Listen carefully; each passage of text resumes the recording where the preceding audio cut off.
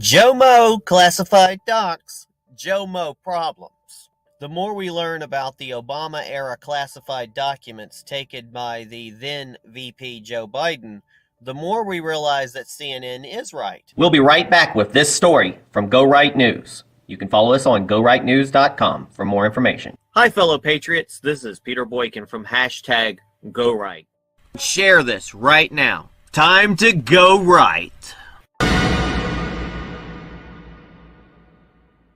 CNN is right. This is not the same as when Trump took classified documents. It's much worse.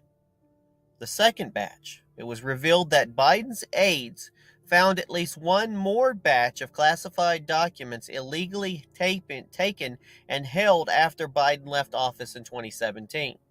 The location of the second batch was not made public, but we do know it was found in the same location as the first batch.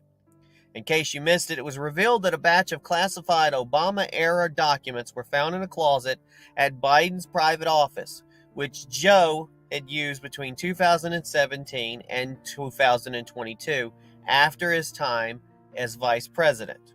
While the documents were allegedly discovered on November 2nd, the day before the midterms, it curiously wasn't made public until the week when Republicans took control of the House. Since we last spoke about the first batch, it was revealed they contained classified information about Iran, Ukraine, and the United Kingdom.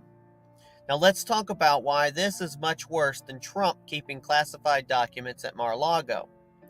The Penn Biden Center's China connection. The first batch of classified documents were found at Biden's office in the Penn Biden Center at the University of Pennsylvania.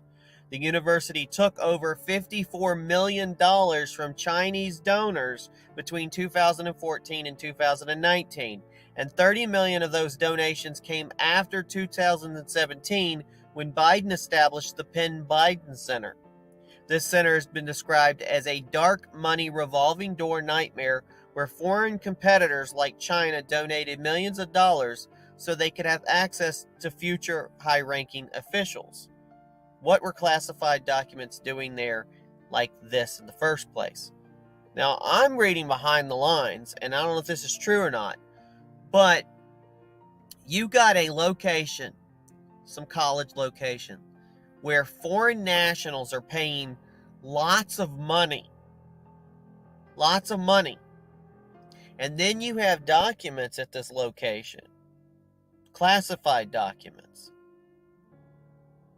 So Biden's taking documents more than likely, leaving them at this college. People who have donated, these foreign nationals like China, are paying. They probably have access, and they just come in and look at these documents. Joe Biden is probably one of the most corrupt presidents or corrupt people in American history. One of. I'm sure there's worse. This is definitely a pay for play. I hope this doesn't go away. But who really worries about this? Now let's go president versus vice president. As Representative Steve Scalise rightly pointed out, quote, the only person who has a constitutional ability to declassify any documents is the President of the United States, not the Vice President. Presidential Records Act, PRA, versus the Federal Records Act, FRA, Joe Biden is subject to much tougher set of violations than former President Trump.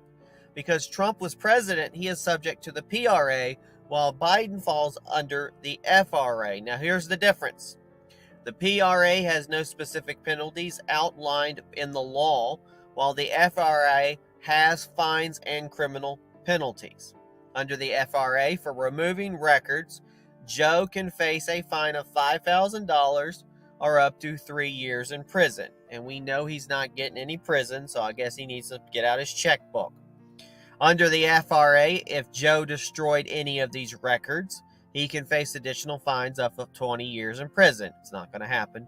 To be clear, I do not expect Joe Biden's Department of Justice to charge him with anything. I'm just outlining the different sets of rules he and Trump face.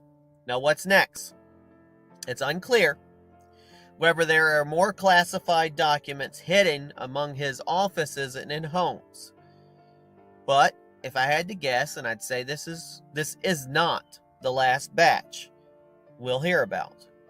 If you want to go deeper and learn about corruption involving Joe Biden, Hunter Biden, and the Penn Biden Center, you should check out a piece of Natalie Winters at the War Room.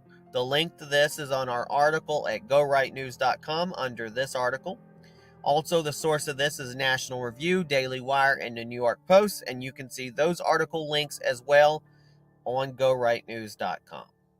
Thanks for listening to Go Right with Peter Boykin. Please like this post, and please subscribe and follow and share this podcast to all your social media accounts, and visit GoRightNews.com for more Go Right News with Peter Boykin. If you like what you hear, help support the podcast by donating. The link to donate is on GoRightNews.com. Thank you for your support. Check out this news story and more on GoRightNews.com and the podcast hashtag Go Right with Peter Boykin.